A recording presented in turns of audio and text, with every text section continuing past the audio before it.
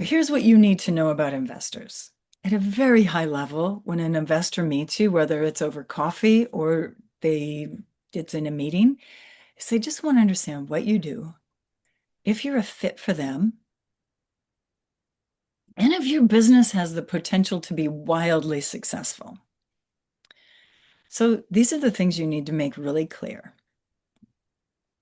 These are the mistakes that I see happen all the time in pitches. So I want you to learn about these are the mistakes to avoid.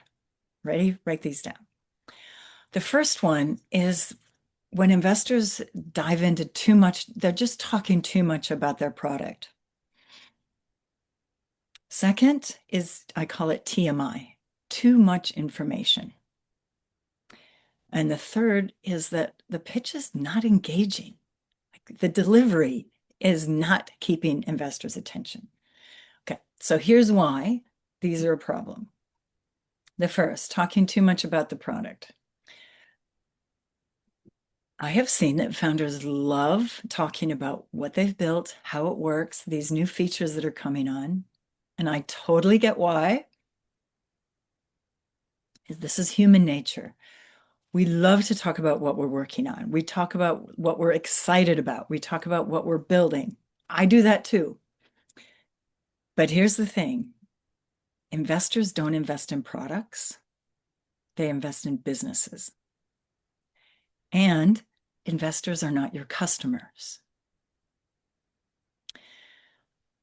So investors are, as they're listening to product features, now they're kind of thinking, who would buy this product?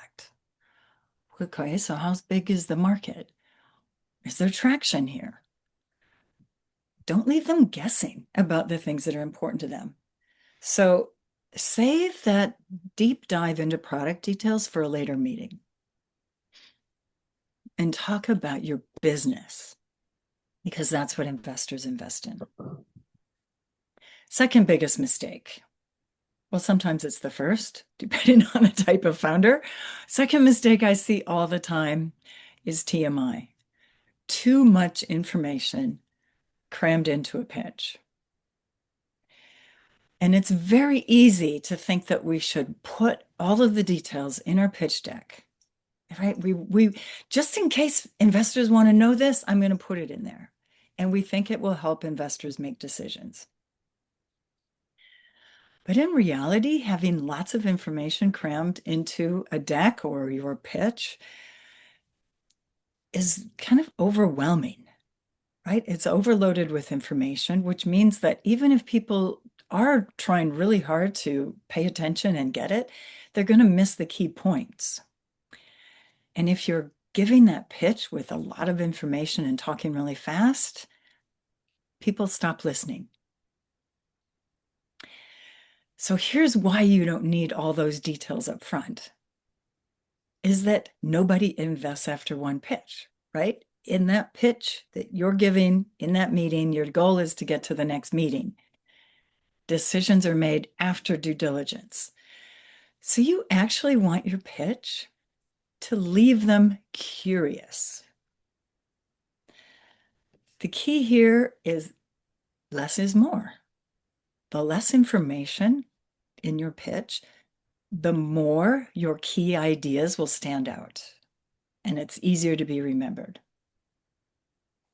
So leave some details out on purpose. This allows for questions because you want those questions. This is the conversation part and the relationship building part. And then, of course, they have to have a second meeting if they want to dig in deeper. Okay, third big mistake that happens all the time is not being engaging while pitching. And here's what's happening, in my opinion, when that happens, is that people are so focused on the deck that they're not focused on building relationships. Delivering an engaging pitch is just as important as having a great pitch deck. So if you're putting all your effort and preparation time of your meetings into your deck, then you're missing that opportunity to connect to your listeners. And in this case, that's potential investors. So you need to be able to speak in a compelling way that connects to your listeners. So the mistake to avoid then is that founders are really hyper focused on the deck when preparing, but also when delivering. I mean, I've seen founders pitch and you can tell they're looking at their deck instead of at investors. So it's kind of obvious when it's like it's harder online, right? You can be looking at your deck, but then you have to remember to look at the camera.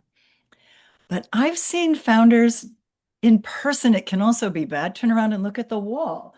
And they're looking at the wall at their slides instead of really connecting with eye contact to their listeners.